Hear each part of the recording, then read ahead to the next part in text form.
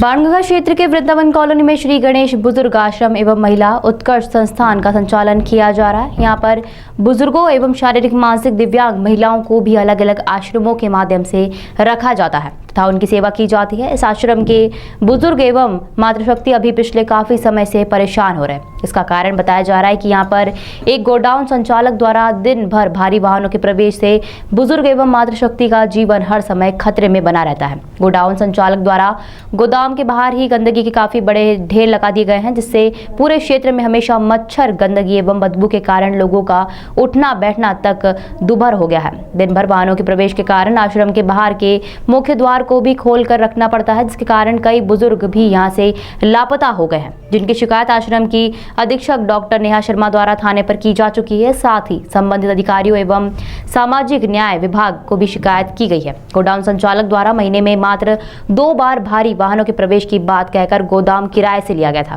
किंतु प्रतिदिन दिन भर बड़ी संख्या में लोडिंग अनलोडिंग वाहन आने से आसपास के रहवासी भी परेशान हो रहे हैं। हाल ही में भारी वाहन की टक्कर से एक रहवासी के तो पांव में फ्रैक्चर भी हो चुका है। आश्रम अधीक्षक डॉक्टर नेहा शर्मा एवं यहाँ के रहवासियों ने शासन प्रशासन से मांग की है कि वृद्ध आश्रम के बुजुर्गों एवं दिव्यांग मातृशक्तियों के हितों को देखते हुए अतिशीघ्र गोदाम संचालक से गोदाम खाली करवाया जाए। कब से संचालित किया जाता है और ये कौन लोग हैं जो इन बुजुर्गों को परेशानी में डाल रहे हैं? ये जो वृद्धाश्रम है ये सन 2002 से प्रारंभ है और सेंट्रल से एफिलेटेड है। और ये जो हमारे वहाँ पे दिसंबर से हमारे पड़ोस में एसडी वर्ल्ड फूड सप्लायर जो कॉरपोरेशन है उनका एक ना गोडाउन ओपन हुआ है, जिसकी वजह से हमें मुख्य परेशानी ये है कि वो अथाह कचरा उन्होंने इकट्ठा कर रखा है और उनके खुद के 15-16 लोडिंग वाहन है, साथ ही बड़े बड़े आयशर ट्रक आते हैं कैंपस के अंदर। ये जो हमारे द्वारा जो निवेदन करके जो पुराने कलेक्टर साहब हैं उनके द्वारा और जस्टिस साहब आर्या जी द्वारा ये ब्लॉक लगवाए गए थे, वो भी उखड़ रहे हैं, उसमें भी टूट फूट हो रही है और हमारे 5-6 बुजुर्ग लापता हो चुके हैं। हमने इसकी सूचना थाने में भी दी है, साथ में हमने थाने वालों से शिकायत भी करी है कि वो कृपया करके समस्या का समाधान करें, किंतु अभी तक इस पे कोई समाधान नहीं हुआ है। लापता होने का कारण क्या मानते हैं? लापता होने का कारण ये है कि वो लोग गेट नहीं लगाने देते हैं, वाहन आते जाते रहते हैं। मानसिक रोगी है, वो कैसे भी चले जाते हैं। 2 को तो हम पकड़ के भी लेके आए थे, लेकिन अभी वो पेशेंट फिर से उनमें से निकल गया है। इस प्रकार की बदबू यहाँ पे फैली हुई, किस प्रकार से ये लोग बीमार होते जा रहे जी, वो ना बुजुर्गों को ना डेंगू फैलने की आशंका है, साथ में मलेरिया हो रहा है और बहुत सारे कचरा है ना एकत्रित वो करके रखते हैं और वाहन तो निरंतर आते रहते हैं। और मेरे वहाँ तो बहुत सारे पेशेंट जो ऐसे हैं जो विकलांग है, पैरालिसिस है, वो घसीट-घसीट के चलते हैं, तो ये वाहन आते हैं तो कई बार तो उनमें ब्रेक ही नहीं रहता है। ऐसी स्थिति में यदि कोई दुर्घटना हो जाती है तो निग्लिजेंसी किस पे आएगी? पूर्व में मेरे द्वारा जन सुनवाई में सूचना की गई थी। किसने डाल रखा गोडाउन और किस तरह का गोडाउन है?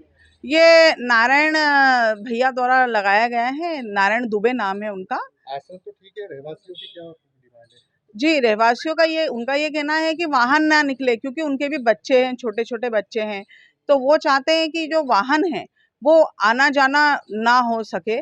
यदि हो भी तो चौराहे पर वो खाली करे ना। किस तरह का झूठ बोल के यहाँ पर गोडाउन डाला गया? जी, मुझे ये बोला गया था कि महीने में केवल 2 गाड़ियाँ आएंगी, पर यहाँ तो उनकी खुद की पर्सनल है ना, तो 15-16 लोडिंग्स है और उसके अलावा कई ट्रक्स आते जाते हैं, रात को आते हैं और यदि उनको समझाएं तो वो बोलते हैं अरे हम अभी आ रहे हैं, अभी निकल रहे हैं। वो समझने को भी तैयार नहीं होते हैं। हमने उन्हें चौकीदार रखने का बोला, वो चौकीदार भी रखने। जी, मेरे द्वारा ये डिपार्टमेंट सामाजिक न्याय में कलेक्टर में शिकायत की गई है, कलेक्टर साहब से शिकायत की गई है, थाने में सूचना दी गई है।